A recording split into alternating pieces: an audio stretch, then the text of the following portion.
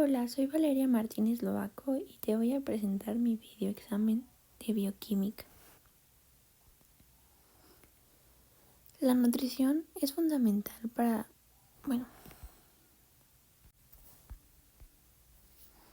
iniciaré con el tema de nutrición y su impacto en la salud. La nutrición es fundamental para la salud y el bienestar, ya que permite el crecimiento, desarrollo y renovación de tejidos dañados. Una alimentación adecuada y balanceada puede ayudarnos a una buena nutrición, tomando en cuenta una dieta suficiente y equilibrada combinada con el ejercicio físico y regular. Es un elemento fundamental de la salud. Una mala nutrición puede reducir la inmunidad, aumentar la vulnerabilidad a las enfermedades y alterar el desarrollo físico, mental y reducir la productividad. Nos ayuda a prevenir enfermedades no transmisibles como la diabetes, cardiopatías, accidentes cardiovasculares y cerebrovasculares y el cáncer.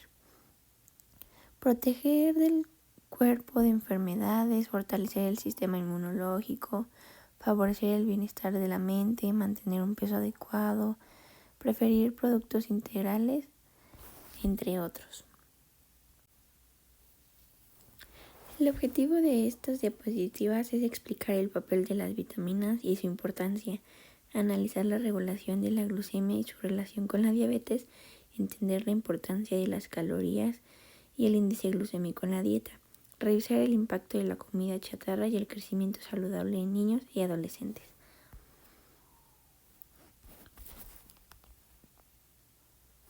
Tenemos dos tipos de vitaminas. Las vitaminas son un grupo de sustancias que son necesarias para el funcionamiento celular y el crecimiento y desarrollo normales.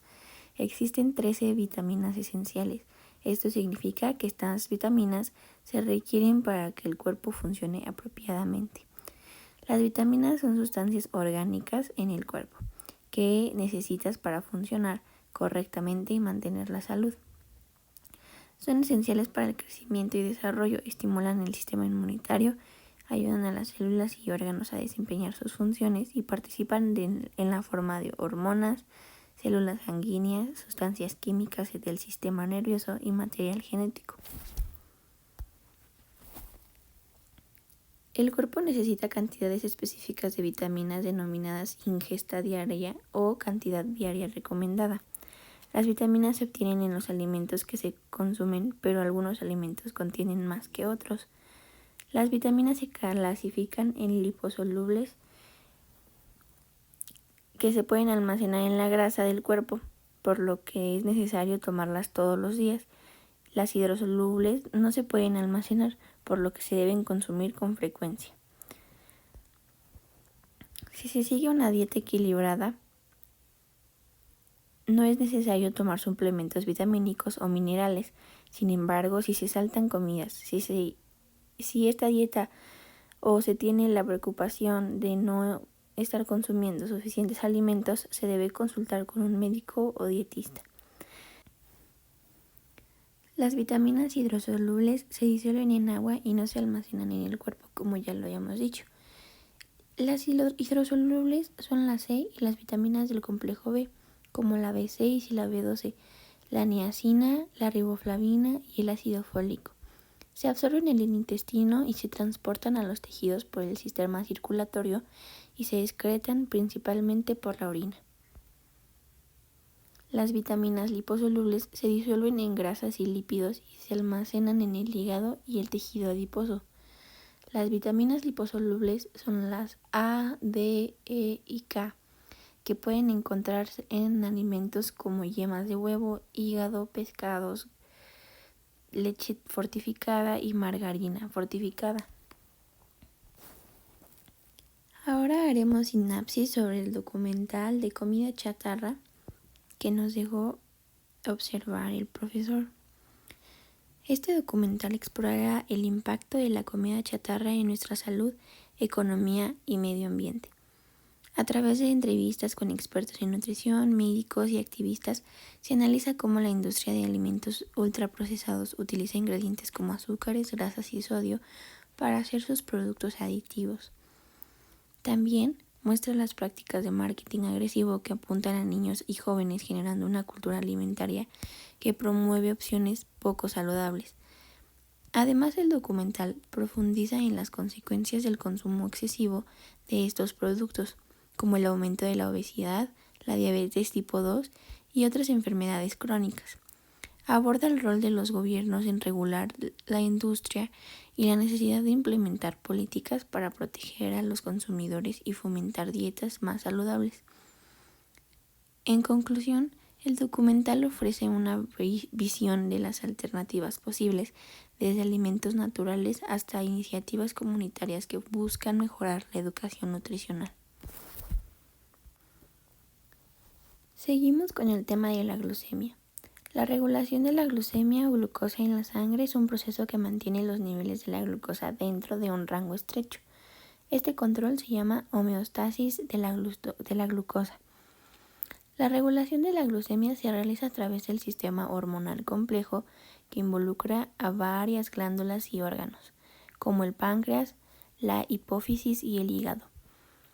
Las células pancreáticas producen dos hormonas que regulan los niveles de glucosa, llamadas la insulina y el glucagón. La insulina disminuye la glucosa en la sangre, ayuda a trasladar la glucosa de sangre a las células y en las células la glucosa se usa como combustible para producir energía o almacena. El glucagón aumenta la glucosa en sangre, ayuda a los niveles de glucosa en la sangre y suban y estén bajos. El glucagón estimula la degradación del glucógeno y la insulina estimula la formación del glucógeno. Así se estimula la absorción de glucosa en la sangre y las células de tejido como músculo, riñón y grasa. El nivel de azúcar disminuye y el nivel bajo de azúcar en sangre promueve la liberación de glucagón hacia el páncreas.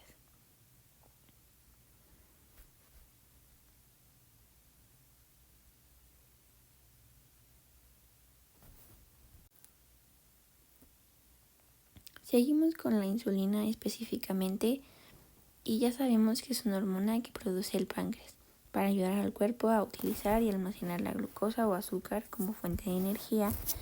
En las personas con diabetes el cuerpo no puede regular la cantidad de glucosa en la sangre, por lo que la terapia con insulina puede ayudar a mantener los niveles de azúcar en sangre.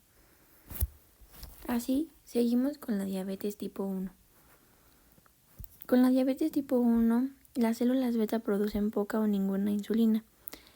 Sin la insulina suficiente, la glucosa se acumula en el torrente sanguíneo en lugar de entrar en las células. Esta acumulación de glucosa en la sangre se denomina hiperglucemia y el cuerpo es incapaz de usar esta glucosa para tener energía.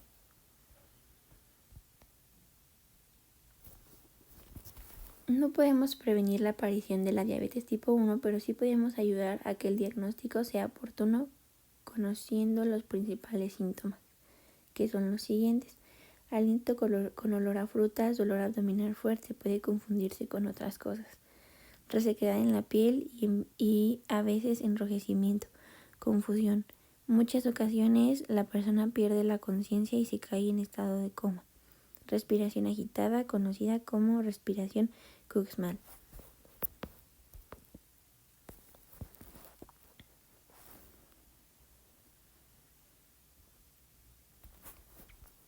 En la diabetes tipo 2, el tipo más común de diabetes es una enfermedad que ocurre cuando el nivel de glucosa en la sangre, también llamado azúcar en la sangre, es demasiado alto. La glucosa en la sangre es la principal fuente de energía y proviene principalmente en los alimentos que se consumen. Seguimos con el tema de la glucosilación.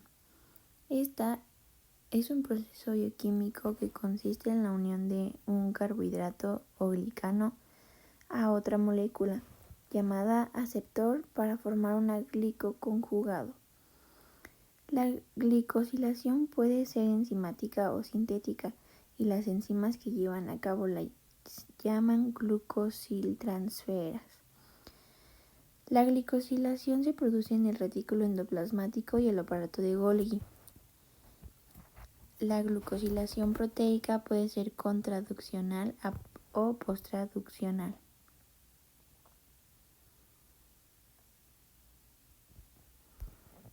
Así bien, seguimos con las calorías diarias y el requerimiento energético.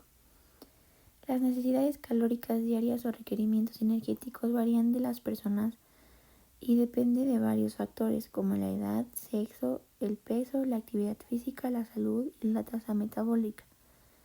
La OMS recomienda que un adulto sano consuma entre 2.000 y 2.500 calorías al día si es un hombre y si es mujer entre 1.500 y 2.000 calorías.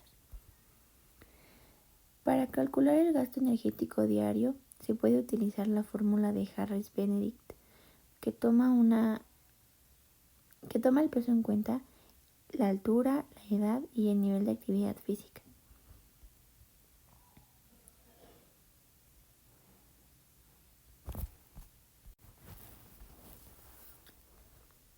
El GED o gasto energético diario se compone de metabolismo basal, que es la cantidad de calorías que se necesitan para sobrevivir en reposo durante 24 horas.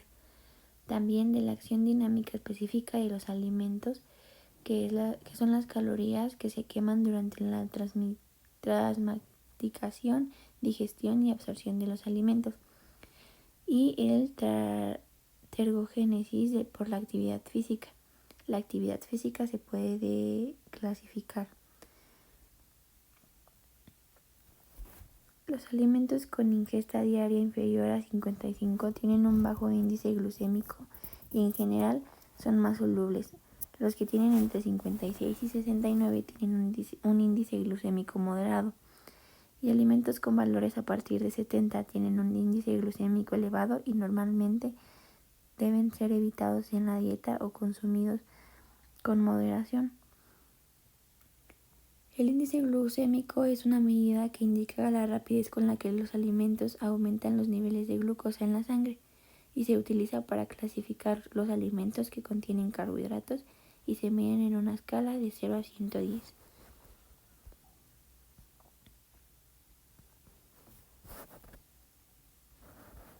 Es la medida de cómo un alimento afecta los niveles de glucosa en sangre. Los alimentos con bajo índice glucémico promueven saciedad y son mejores para mantener glucemia, como las lentejas y manzanas. Alimentos con alto índice glucémico aumentan la glucosa y son como el pan blanco y refrescos. Proporciones de alimentos. Un tamaño de porción recomendado es la cantidad de un alimento que se supone que usted debe consumir durante una comida o refrigerio. Una porción es la cantidad de alimento que usted realmente come.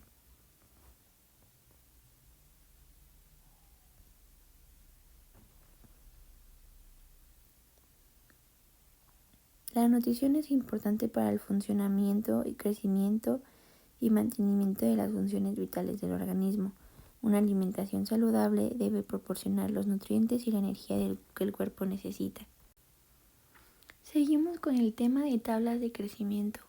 Las tablas de crecimiento se interpretan a través de porcentiles que se representan con números como 3, 10, 25, 50, 75, 90 y 97. El percentil 3 es el más bajo y el 97 es el más alto. Los aspectos fundamentales de la nutrición, metabolismo y salud. Estos aspectos fundamentales nos dicen que la nutrición, el metabolismo y la salud están relacionados de manera fundamental, ya que la alimentación que se elige influye en la forma en que el cuerpo procesa y utiliza la energía. Aquí podemos ver una pirámide de los alimentos. El vértice figuran los alimentos que deben ser consumidos más esporádicamente y con moderación, como el pan, grasas saturadas, procesadas, etc. Y en la base figuran los alimentos que deben ser consumidos en mayor cantidad, como los carbohidratos, etc. La nutrición es el proceso que se da en el cuerpo para obtener, asimilar y digerir los nutrientes de los alimentos. También se refiere a la relación entre los alimentos, la salud y la dieta equilibrada. El metabolismo es la cantidad de energía que el cuerpo utiliza en reposo para realizar estas funciones. Se llama tasa metabólica basal. Esta tasa metabólica basal depende de varios factores como la masa muscular, el tamaño y la composición corporal, el sexo, la edad, etc. El metabolismo puede verse afectado por muchos factores como el ejercicio, la alimentación, la temperatura y las hormonas. La salud, según la OMS, es un estado de completo bienestar físico, mental y social, no solamente la ausencia de afecciones o enfermedades. El índice de masa corporal. Este índice de masa corporal es un cálculo que se realiza para evaluar la categoría de peso de una persona, ya sea de bajo peso, peso saludable, sobrepeso u obesidad. Se calcula dividiendo el peso en kilogramos entre el cuadrado de la estatura en metros. El índice de masa corporal es un método sencillo y económico para evaluar el peso de una persona y es un indicador falible para la mayoría de las personas. Sin embargo, tiene algunas limitaciones como son que no distingue entre grasa y músculo, no toma en cuenta la estructura del cuerpo y puede producir resultados inexactos para personas muy altas o bajas.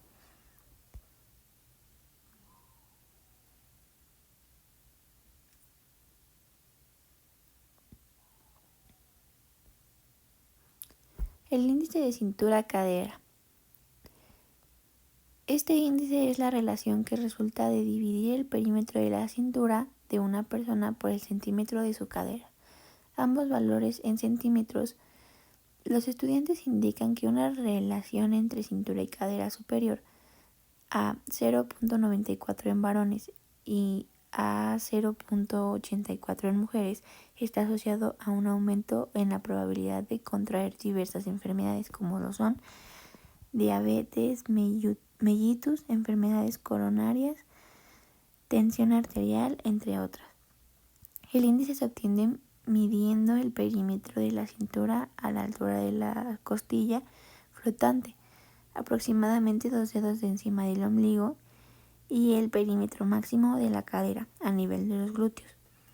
Es un método indirecto que sirve para determinar la distribución de la grasa abdominal. Un índice de cintura-cadera elevado conlleva un riesgo cardiovascular con una consecuente limitación en la calidad de vida y la disminución de la esperanza de vida. Seguimos con el plato del bien comer. El plato del buen comer es una guía de alimentación que forma parte de la norma oficial de México para la promoción y educación de la salud en materia alimentaria, la cual establece criterios para la orientación nutritiva en México. Ilustra cada uno de los grupos de alimentos con el fin de mostrar a la población la variedad que existe de cada grupo, resaltando que ningún alimento es más importante que otro, sino que debe haber una combinación para que nuestra dieta diaria sea correcta y balanceada. Este plato divide los alimentos en 3 grupos. Frutas, principalmente son fuente de vitaminas, minerales, antioxidantes y fibra dietética. En cereales y tubérculos, principal fuente de hidratos de carbono. Y en leguminosas y alimentos de origen animal, que son la principal fuente de proteínas. Disfrutar de los alimentos y comer sanamente es darle calidad a la vida. No existen alimentos buenos ni malos, el secreto está en la combinación y la porción que se consume.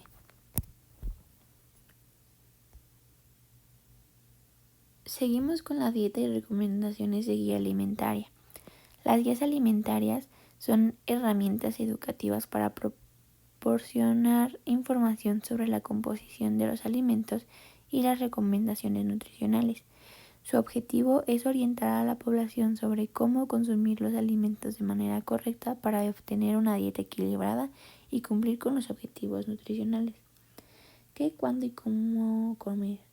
Consumir alimentos variados de cada grupo, comer cada 3 a 4 horas en porciones adecuadas y evitar alimentos ultraprocesados y altos en azúcares añadidos.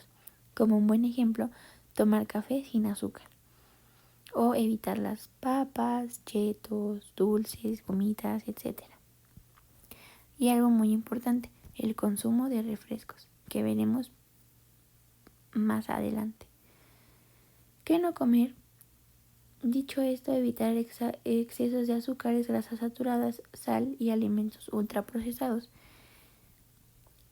Y bueno, el consumo de refrescos. México es el primer consumidor de refrescos en el mundo con un promedio de 163 litros por persona al año, aproximadamente 40% más que el segundo consumidor, que es Estados Unidos, con 118 litros, según datos de la Universidad de Yale. Ingerir refrescos o bebidas endulzadas en exceso se asocia con padecimientos como obesidad, diabetes tipo 2, derrames cerebrales, gota, asma, cáncer, artritis reumatoide, enfermedades arteriales, coronarias y óseas, problemas dentales y de conducta, trastornos psicológicos, envejecimiento prematuro y adicciones. El impacto en la salud es que son muy altos en azúcar asociados con la obesidad, diabetes tipo 2 y caries. Y pues se recomienda limitar su consumo a ocasiones especiales y preferir agua o infusiones sin azúcar. Dieta y caries dentales. Una mala alimentación puede contribuir a la apariencia de caries y enfermedades en las encías, acompañado de una mala higiene bucal. Los alimentos que tienen un alto contenido de almidones y azúcares, así como los carbohidratos, contribuirán a los altos niveles de ácidos de la placa, los mismos ácidos que atacan el esmalte de los dientes. A medida que el esmalte de tus dientes se descompone, crea caries que necesitarán un relleno para evitar que éste se convierta en un problema peor. Así teniendo sensibilidad, dolores, etc. Seguimos con el metabolismo y obtención de las energías. El metabolismo es el conjunto de reacciones químicas que ocurren en las células del cuerpo para convertir los alimentos en energía, lo cual es necesario para realizar funciones vitales como moverse, pensar, crecer, reproducirse y responder a estímulos y mantenerse vivos. El metabolismo se compone de dos fases, el catabolismo y el anabolismo.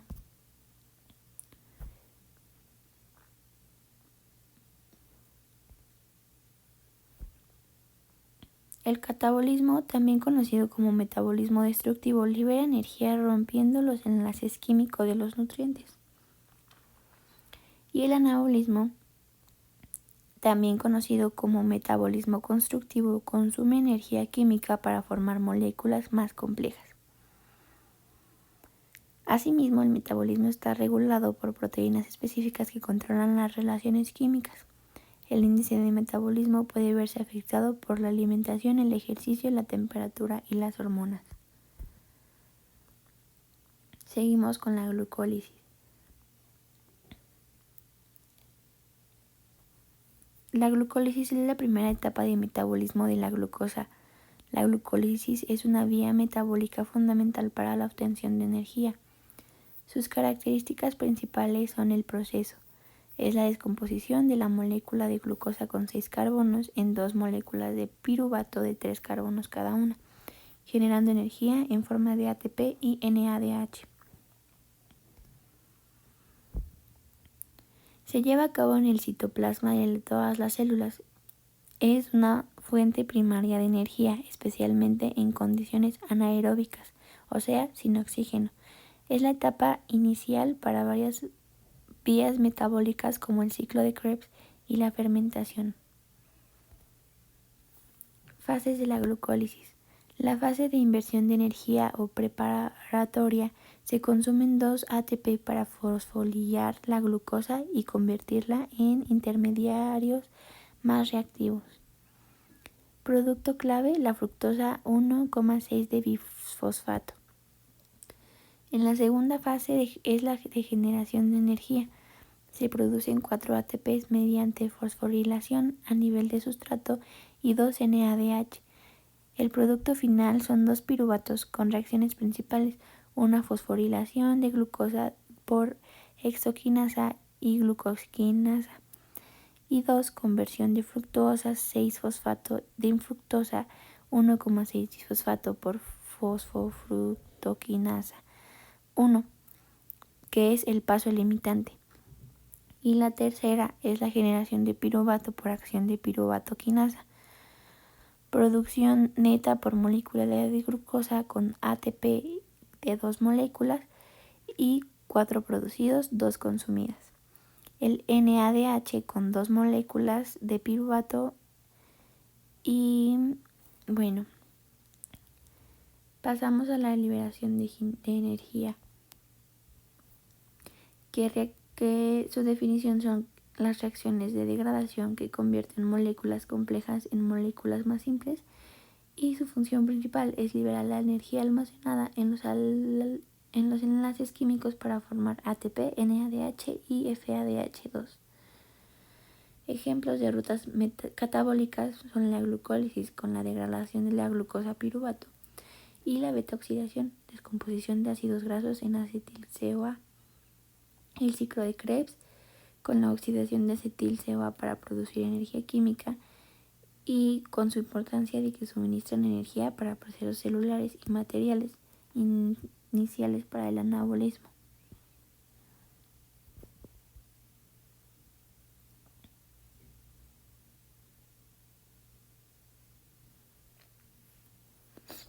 El anabolismo es una construcción de biomoléculas. Hace que las reacciones de síntesis que construyen moléculas complejas a partir de precursores simples. Su función principal es almacenar energía y formar estructuras celulares necesarias para el crecimiento y la reparación. Un ejemplo de rutas metabólicas es la síntesis de proteínas con la formación de cadenas polipeptídicas a partir de aminoácidos.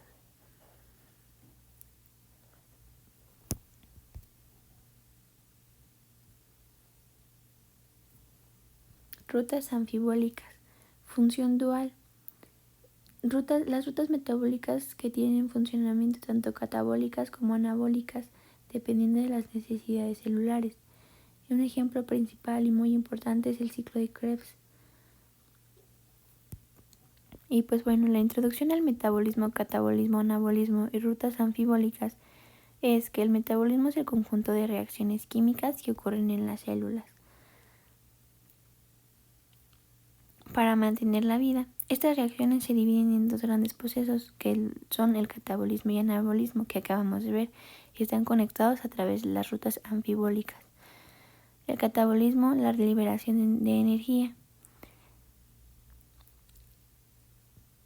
La glucólisis, etc.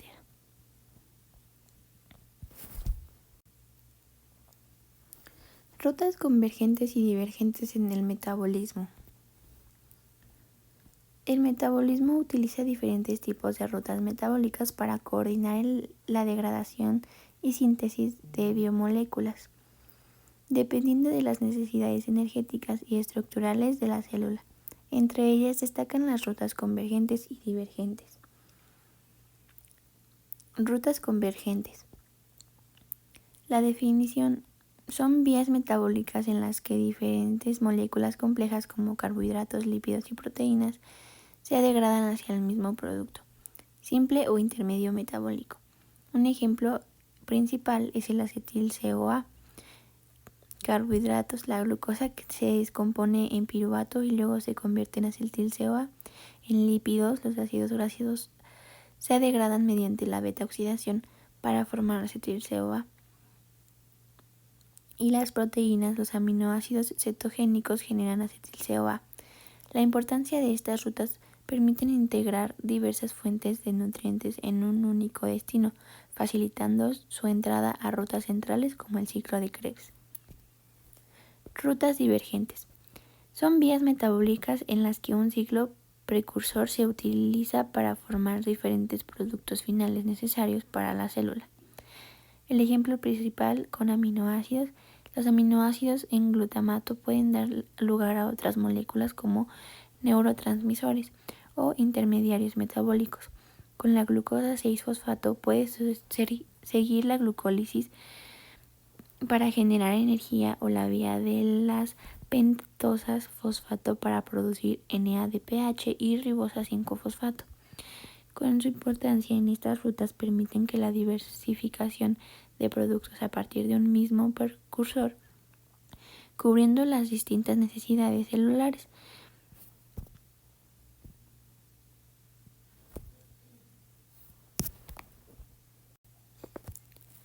Fases de la respiración celular. La respiración celular es un proceso metabólico que convierte la energía contenida en los nutrientes en ATP, la principal fuente de energía para las células. A continuación voy a explicar las fases principales. La primera, la glucólisis, que se localiza en el citoplasma. Ayuda a la descomposición de una molécula de glucosa con 6 carbonos en 2 moléculas de piruvato con 3 carbonos cada una. Sus productos principales son el ATP, la producción neta de 2 moléculas, el NADH con 2 moléculas y el piruvato con 2 moléculas. Su importancia es el primer paso en el metabolismo de la glucosa y no requiere oxígeno, por lo que puede ocurrir en condiciones anaeróbicas. La segunda es la oxidación del piruvato y el ciclo de Krebs. Cada piruvato es convertido en acetil-CoA, liberando una molécula de CO2 y generando un NADH por piruvato. El ciclo de Krebs es una serie de reacciones que oxidan el acetil-CoA para producir electrones de alta energía con productos por ciclo, por molécula de acetil-CoA. 3 NADH, una FADH2 y un GTP, que es convertible en ATP y 2 CO2. Y su importancia es generar electrones de alta energía, como lo son el NADH y el FADH2, que alimentan la cadena de transporte de electrones. Y en tercer lugar es la cadena de transporte de electrones y fosforilación oxidativa, que se localiza en la membrana interna de la mitocondria, donde cadenas de transporte de electrones y los electrones de alta energía de NADH y FADH2 son transferidos a través de una serie de complejos proteicos. La energía liberada se utiliza para bombear protones y al espacio intermembrano, creando un gradiente electroquímico. La fosforilación oxidativa. Los protones regresan a la matriz a través de la ATP sintasa, generando ATP, y produce aproximadamente 34 moléculas de ATP por molécula de glucosa, y en oxígeno actúa como el aceptor final de electrones, formando agua. Producción total de ATP por cada molécula de glucosa. En la glucólisis 2 ATP, ciclo de Krebs 2 ATP con GTP y la fosforilación oxidativa con 34 ATP. En total son 38 en condiciones ideales, y el objetivo es convertir la energía química de los nutrientes en ATP mediante la secuencia eficiente de reacciones con producción de CO2 y agua como subproducto. El acetil-CoA en rutas convergentes. Esta es una molécula clave para el metabolismo energético, funcionando como un punto central donde confluyen las rutas metabólicas de los carbohidratos, lípidos y proteínas. La importancia del acetil-CoA es el punto de convergencia. Los carbohidratos, la glucosa se descompone en piruvato donde la glucólisis y este se convierten en acetil-CoA mediante el piruvato deshidrogenasa. En lípidos, los ácidos grasos se degradan mediante la beta-oxidación para formar la acetil-CoA. En proteínas, los aminoácidos cetogénicos generan acetil-CoA tras su desaminación y conversión en intermediarios metabólicos. Centralización metabólica. El acetil-CoA conecta estas macromoléculas con el ciclo de Krebs, donde se oxida para producir energía. Su rol en el metabolismo es dar entrada al ciclo de Krebs y el del ciclo de Krebs al acetil-CoA, con una reacción en el oxaloacetato para formar el citrato, iniciando una serie de reacciones que generan electrones de alta energía.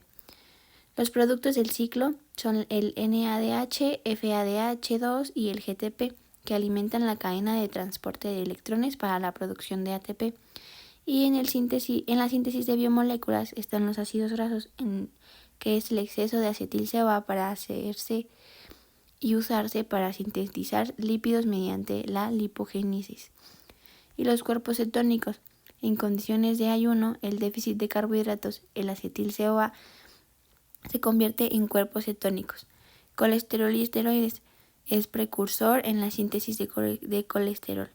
Y 3. La conexión entre metabolismo energético y biosintético del acetil-CoA no solo participa en la producción de energía, sino también en la síntesis de biomoléculas esenciales, haciendo esta una molécula un nexo vital entre el catabolismo y el anabolismo. Introducción a la glucólisis. La glucólisis es una de las vías metabólicas más estudiadas y es la primera etapa de la respiración celular en organismos que la realizan. Como ya lo vimos, la glucólisis se divide en dos fases: fase de gasto de energía y fase de obtención de energía. En la de gasto de energía se transforma una molécula de glucosa en 2 de gliceraldehído mediante el uso de 2 ATP. Y en la de obtención de energía, el gliceraldehído se transforma en piruvato y se generan 4 moléculas de ATP. La glucólisis produce energía en forma de ATP-NADH y el NADH se utiliza más tarde en el sistema de transporte de electrones. La función de la glucólisis es degradar la glucosa y otros monosacáridos para obtener energía y ocurre en el citoplasma de las células animales, vegetales y algunos microorganismos. No requiere oxígeno, por lo que muchos organismos anaeróbicos también la tienen. Ahora explicaré el esquema de las 10 reacciones. Reacciones de la glucólisis con enzimas, reactivos y productos. Glucosa se convierte en glucosa 6-fosfato hexoquinasa. 2. Glucosa 6-fosfato en fructosa de 6-fosfato, fosfoglucosa isomerasa. 3. Fructosa 6-fosfato transformada a fructosa 1,6-bisfosfato, fosfofructoquinasa. 4. Fructosa 1,6-bifosfato, gliceraldehído 3-fosfato y dihidroxiacetona fosfato aldolasa. 5. Hidroxiacetona fosfato en gliceraldehído 3-fosfato, triosa fosfato isomerasa. 6. Gliceraldehído 3-fosfato en 1,3-bifosfoglicerato, es decir, gliceraldehído 3-fosfato deshidrogenasa. 7. 1,3-bifosfoglicerato en 3-fosfoglicerato, o sea, fosfoglicerato quinasa. 8. 3-fosfoglicerato en 2-fosfoglicerato, fosfoglicerato mutasa. 9. 2-fosfoglicerato en fosfoenolpiruvato, o sea, enolasa. Y 10. Fosfoenolpiruvato en piruvato quinasa.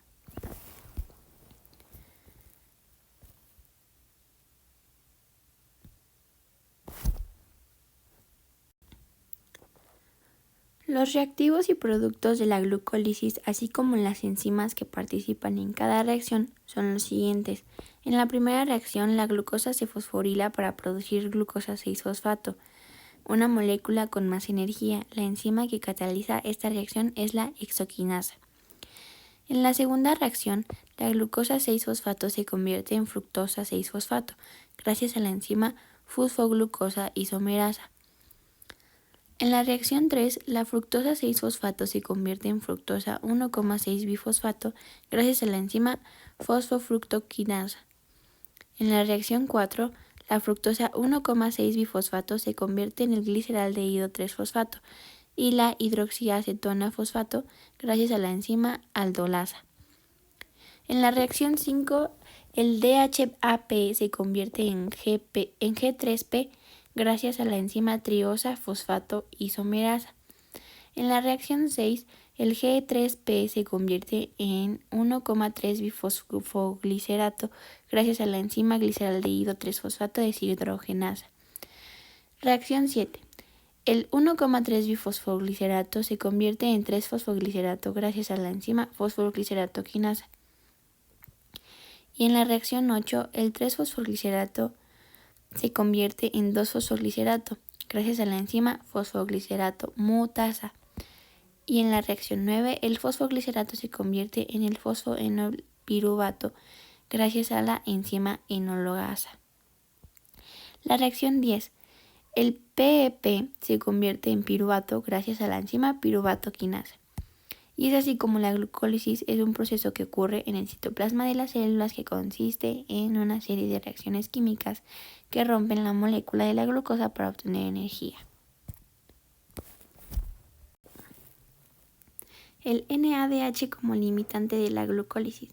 El NADH es el sustrato limitante de la glucólisis cuando hay glucosa presente. Esto se debe a que la enzima lactato deshidrogenasa LADH oxida el NADH a NAD positivo para reducir el piruvato al lactato. El NADH es una coenzima que se encuentra en todas las células vivas y que almacena energía temporalmente. Su función es transportar electrones en las reacciones bioquímicas que producen ATP y la principal fuente de energía celular. La glucólisis es un proceso que genera moléculas de alta energía como el ATP y el NADH, que son utilizadas como fuente de energía celular en la respiración aeróbica y la fermentación. El metabolismo de carbohidratos y glucógeno. El metabolismo de los carbohidratos y glucógeno son procesos bioquímicos que tienen que ver con la formación, ruptura y conversión de los carbohidratos en los organismos vivos. El metabolismo de los carbohidratos se refiere a la descomposición de los carbohidratos en azúcares simples que se absorben en la sangre. Cuando el nivel de azúcar en la sangre aumenta, el páncreas libera la insulina, que es la hormona que se encarga de mover el azúcar en la sangre a células para que pueda ser utilizada como energía. El glucógeno es la forma en la que el cuerpo almacena los carbohidratos, principalmente en el hígado y los músculos. El glucógeno es la principal fuente de energía cuando el cuerpo está en ayuno o entre comidas. Las dos vías metabólicas para el glucógeno son la glucogénesis, la síntesis de glucógeno, y la gluconólisis, la descomposición del glucógeno. Las enzimas que regulan estos procesos son la glucógeno-sintasa, que participa en la glucogénesis, y la glucógeno-fosforilasa, que participa en la glucogenólisis. Las enfermedades de almacenamiento de glucógeno son trastornos hereditarios que se caracterizan por una deficiente movilización de glucógeno. En los procesos metabólicos relacionados con el glucógeno son la glucogénesis y la glucogenólisis. La glucogénesis es la síntesis de glucógeno que ocurre cuando hay un exceso de energía. La enzima clave en este proceso es la glucógeno-sintasa. Y el glucogenólisis es la descomposición del glucógeno que ocurre en periodos de ayuno. La enzima clave en este proceso es la glucógeno-fosforilasa. El glucógeno es un carbohidrato que se almacena en el hígado y en los músculos. En el hígado el glucógeno se almacena y exporta por mantener la glucosa en sangre durante el ayuno. En los músculos el glucógeno proporciona glucosa para glucólisis durante la contracción muscular. Las enfermedades por almacenamiento de glucógeno o glucogenosis son trastornos hereditarios que se producen cuando hay un defecto en las enzimas que metabolizan el glucógeno. O sea, los síntomas incluyen debilidad, agrandamiento de hígado, confusión y concentraciones bajas de glucosa en la sangre. El ciclo de Krebs y sus características anfibólicas. El ciclo de Krebs, también conocido como el ciclo del ácido cítrico, es una vía anfibólica porque participa en procesos anabólicos y catabólicos.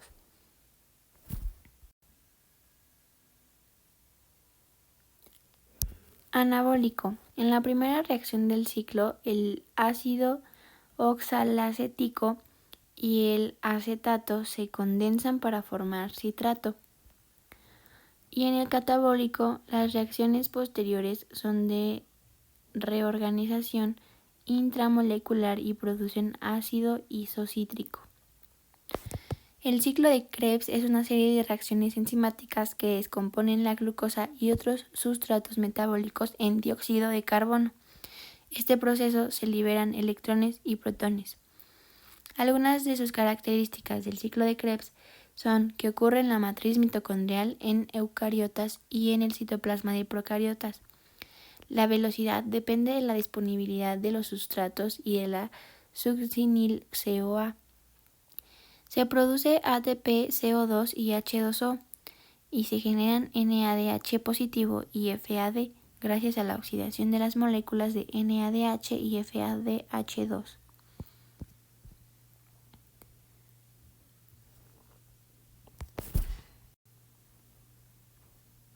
Detalles del ciclo de Krebs.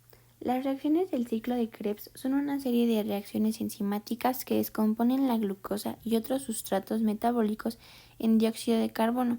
Estas reacciones se llevan a cabo en la matriz mitocondrial de las células eucariotas. Seguimos con la cadena respiratoria y fosforilación oxidativa. La cadena respiratoria y la fosforilación oxidativa son dos procesos relacionados que ocurren en la respiración celular y permiten a las células producir adenosina trifosfato, o sea, el ATP. En la cadena respiratoria se encarga de transportar electrones desde compuestos reducidos hasta el oxígeno. Este proceso se lleva a cabo en la membrana interna de las mitocondrias, donde se encuentran las enzimas de cadena respiratoria. En la fosforilación oxidativa es el proceso que utiliza la energía liberada por la cadena respiratoria para producir ATP. Este proceso se lleva a cabo en la membrana interna de las mitocondrias y se compone de dos etapas, la quimiosmosis y la cadena de transporte de electrones. La fosforilación oxidativa, la energía liberada por la cadena respiratoria, se utiliza para generar un gradiente electroquímico de protones y la enzima ATP sintasa aprovecha este gradiente para sintetizar ATP a partir del ADP y un fosfato inorgánico. La respiración celular es el proceso que degrada la glucosa en dióxido de carbono y agua y produce ATP. La fosforilación oxidativa es el proceso que produce la mayor parte del ATP que utiliza en las células del cuerpo. La beta-oxidación de ácidos grasos. La beta-oxidación es un proceso metabólico que descompone los ácidos grasos en acetil-CoA, que es la principal fuente de energía de las células. Este proceso se lleva a cabo en las mitocondrias de las células y fundamental para la producción de energía. La beta-oxidación se caracteriza por ocurrir en el hígado y el músculo esquelético, aunque también puede tener lugar en otros tejidos. Construir una serie de reacciones clínicas y cíclicas que eliminan 2 átomos de carbono del ácido graso en cada ciclo y generar acetil-CoA, FADH2 y NADH que se utilizan en la cadena de transporte de electrones para producir ATP. También iniciar con la activación de los ácidos grasos en coenzimas A y su paso a través de la membrana mitocondrial interna. Los efectos en la beta-oxidación de ácidos grasos son alteraciones metabólicas que pueden causar una gran variedad de síntomas y complicaciones. Estos defectos son de herencia autosómica recesiva y pueden ser causados por déficits en enzimas específicas.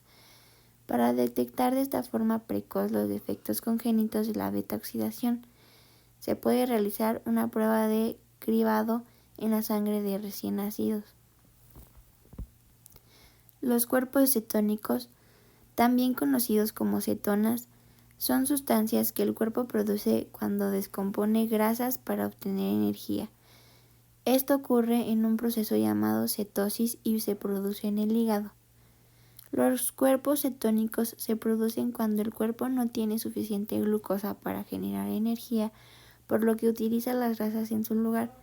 Esto puede ocurrir en personas con diabetes cuando no hay suficiente insulina para que la glucosa entre las células. También puede ocurrir en personas sin diabetes que están en ayunas o vomitando mucho. Los cuerpos cetónicos se eliminan a través de la orina y la sangre. Es normal tener pequeñas cantidades de cetonas, pero niveles altos pueden ser graves e incluso mortales. Para evitarlo, se puede realizar pruebas de detección de cetonas. Los 3 cuerpos cetónicos principales son la acetona, la acetoacetato y la beta-hidroxiburitato. La acetona se puede oler en el aliento, el acetoacetato se puede detectar en la orina con cetostrix y la beta-hidroxibutirato se puede detectar en la sangre con monitores de cetonas. Seguimos con el ciclo de la urea y la eliminación del nitrógeno. El ciclo de la urea es el proceso metabólico que elimina el aminoácido de un desecho del cuerpo y lo convierte en urea.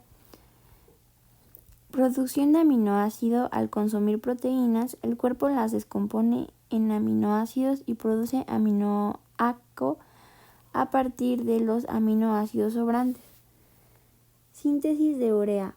En el hígado, el amoníaco se convierte en urea mediante el conjunto de enzimas, y en la eliminación de urea, la urea pasa al torrente sanguíneo y luego a los riñones y se excreta en la orina.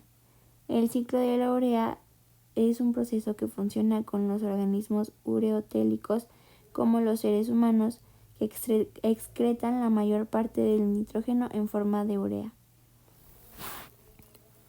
Aspectos clínicos. Elevación de transaminas. La elevación moderada de transaminas puede ser debido a muy diversas causas. Es frecuente que indique una alteración hepática leve o moderada por la ingesta de bebidas con alcohol, por un exceso de colesterol o por una presencia de diabetes. En otras ocasiones se debe a una enfermedad hepática. ADN y dogma central. El dogma central de la biología molecular es una teoría que explica el flujo de información genética del ADN y el ARN de este a las proteínas. El ADN contiene la información genética que se transcribe al ARN y el ARN usa la información del ADN para crear proteínas. El dogma central es un principio fundamental de la biología molecular y se representa en la siguiente manera: ADN por ARN igual a proteína. Francis Crick, uno de los descubridores de la estructura del ADN, enunció el dogma central en 1958. El dogma central es un concepto fundamental en el estudio de la biología y se encuentra en todos los principales planes de estudio de biología. El dogma central es importante porque explica cómo se transmiten los caracteres hereditarios, permite entender cómo la estructura de un gen alterada puede afectar en las proteínas que se sintetizan y ha estimulado los avances en la investigación científica, la agricultura y la medicina.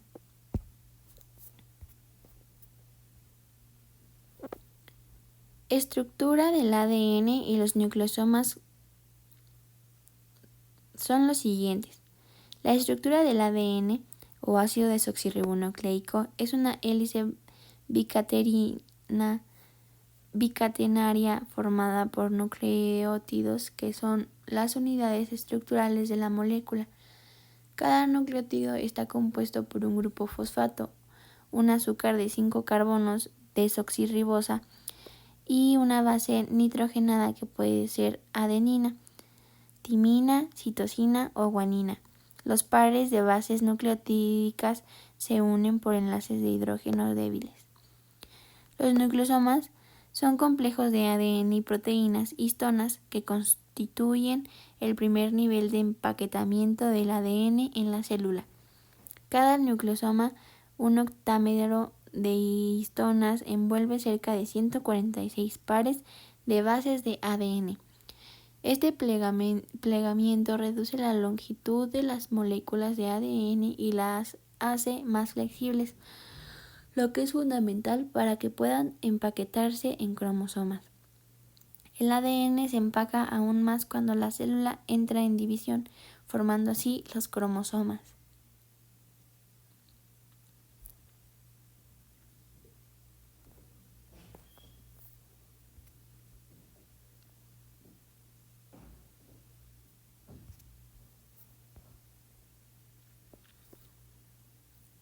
Modificación epigenética y metilación de nucleosomas.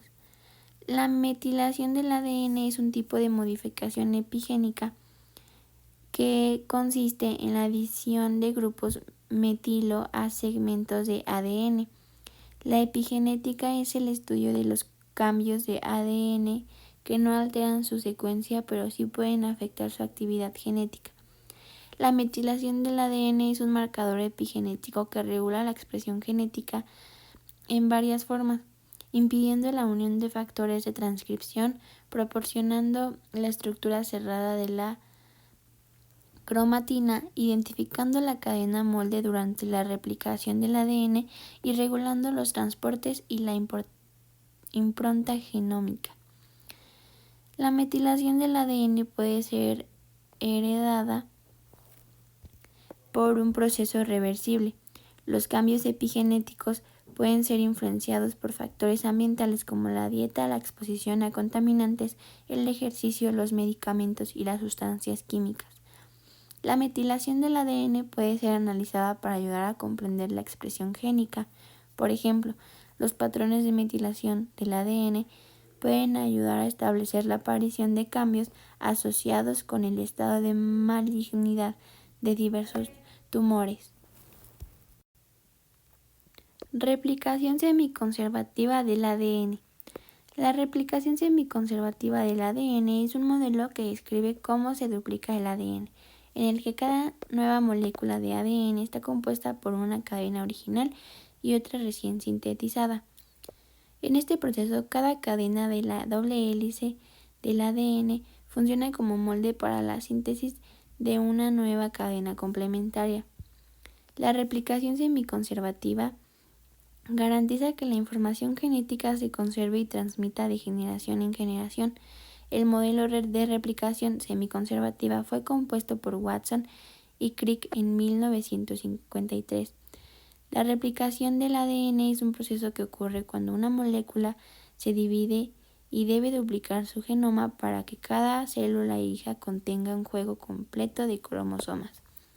El experimento de Mendelssohn-Stahl demostró que la replicación del ADN es semiconservativa. Las proteínas que participan en la replicación del ADN son: las proteínas estabilizadoras evitan que la cadena desenrollada del ADN se vuelva a unir, y la proteína de replicación A se unen al ADN especialmente de hebra sencilla y está implicada en la replicación del ADN y su reparación y recombinación genética. Y otras enzimas que participan en la replicación de este ADN son ADN primasa, ADN helicasa, ADN ligasa y topoisomerasa. La síntesis de cadenas adelantada y retardada. La síntesis de las cadenas adelantada y retardada del ADN se produce de manera diferente en una horquilla de replicación. Cadena adelantada o líder. Se forma de manera continua en dirección 5 a 3 hacia la horquilla. La hipolimerasa del ADN copia esta cadena de forma continua. La cadena de retardada o rezagada se forma en pequeños fragmentos llamados fragmentos de Okazaki en dirección 5 a 3 en sentido opuesto a la horquilla. Esto se debe a que la ADN polimerasa debe separarse y volver a unirse en el ADN recién expuesto conforme avanza la horquilla. La replicación del ADN comienza cuando la enzima helicasa separa a las dos cadenas del ADN, y las cadenas se denominan 3 o 5 según la orientación de sus nucleótidos. Para unir los fragmentos de Okazaki, la ADN polimerasa elimina el cebrador cuando se encuentra en el extremo del siguiente fragmento. Luego, la ADN ligasa se une a dos fragmentos de Okazaki en uno solo. Una vez que se han juntado todos los fragmentos, se completa la doble hélice de ADN. La estructura del gen y codificación. La estructura del gen y la codificación se relacionan con la secuencia de bases nitrogenadas en el ARN y el código genético. La estructura del gen. Los genes están compuestos por ácido desoxirribonucleico y se encuentran dentro de los cromosomas. Los genes están formados por dos partes, exones e intrones. Los exones contienen la secuencia de bases nitrogenadas que codifican la síntesis de proteínas, mientras que los intrones contienen ADN no codificante. En la codificación del gen se realiza a través de las bases nitrogenadas del ADN, adenina, citosina, guanina y timina. Las bases se organizan en grupos de 3, llamados codones, que especifican el aminoácido que se necesita en cada posición de una proteína. Por ejemplo, la secuencia GCT, que codifica la adición del aminoácido alanina, mientras que la secuencia GTT codifica la adición del aminoácido valina. En el código genético es un conjunto de relaciones entre los codones y los aminoácidos. Cada codón codifica solo un aminoácido o una señal de terminación, y el código genético se resume en una tabla donde el eje izquierdo indica la primera letra del codón y el eje superior indica la segunda letra. Telómeros y telomerasas. Los telómeros y las telomerasas son estructuras y enzimas que juegan un papel importante en el envejecimiento y la salud celular. Los telómeros son estructuras que se encuentran en los extremos de los cromosomas y están formados por una secuencia de ADN que se repite. Su función es proteger los extremos de los cromosomas y permitir que se repliquen correctamente. Con cada división celular, los telómeros se acortan un poco, lo que se relaciona con el envejecimiento celular. Las telomerasas son enzimas que se encargan de alargar los telómeros, agregando secuencias repetitivas del ADN. Las telomerasas son importantes porque evitan que los telómeros se acorten demasiado, lo que podría dañar el ADN y hacer que las células mueran.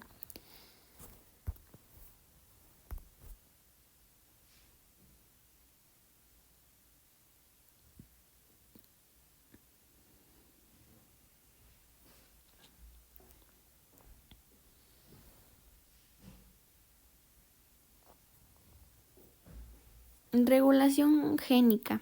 Operón. El operón es una unidad de ADN que se agrupa genes relacionados y que se transcriben juntos bajo el control de un promotor. Y es un concepto fundamental en la genética y la biología molecular. La regulación génica es el proceso que controla el momento, la ubicación y el nivel de expresión de los genes. En el caso de los operones, la regulación de la expresión génica permite que las bacterias se adapten rápidamente a cambios ambientales. Por ejemplo, el operón LAC, la ausencia de la lactosa bloquea la transcripción de los genes que metabolizan la lactosa. Y los principales elementos que constituyen un operón son los genes estructurales que llevan información para polipeptidos, el promotor, que es la región del DNA de unión para la RNA polimerasa, y el operador, que es la región del DNA que es reconocida por la proteína represora. La transcripción y maduración del ARN.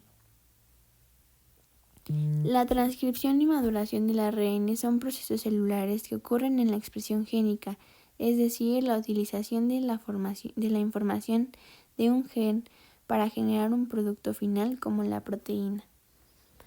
En la transcripción es el proceso de copiar la secuencia de ADN de un gen para producir una molécula de ARN. La transcripción se lleva a cabo en el núcleo de la célula y se realiza con la ayuda de la ARN polimerasa. La maduración del ARN, también conocido como splicing, es el proceso de eliminar los intrones y unir los exones para producir una molécula de ARN mensajero maduro, y este proceso se realiza en el núcleo y es llevado a cabo por una enzima llamada RNP-PN. El ARN mensajero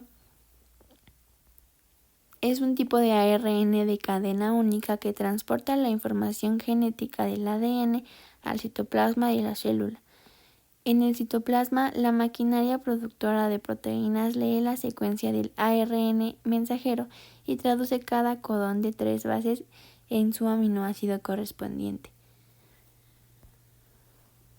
La traducción del ARN a proteínas. La traducción es el proceso por el cual una célula lee la información genética del ARN mensajero para crear proteínas. La célula lee el ARN mensajero en grupos de 3 nucleótidos, llamados codones, para especificar un aminoácido específico. El ARN de transparencia conecta los codones de ARN M con los aminoácidos, y los aminoácidos se unen en la cadena de polipeptidos creciente en una reacción química dentro de los ribosomas. El proceso continúa hasta que el ribosoma encuentra un codón de parada que no codifica un aminoácido.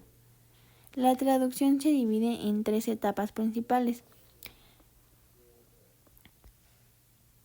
La iniciación. El ribosoma se ensambla alrededor del ARN y el primer ARNT.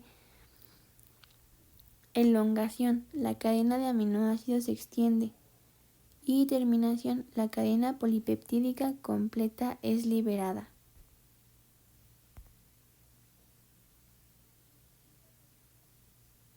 Mutaciones y epigenética.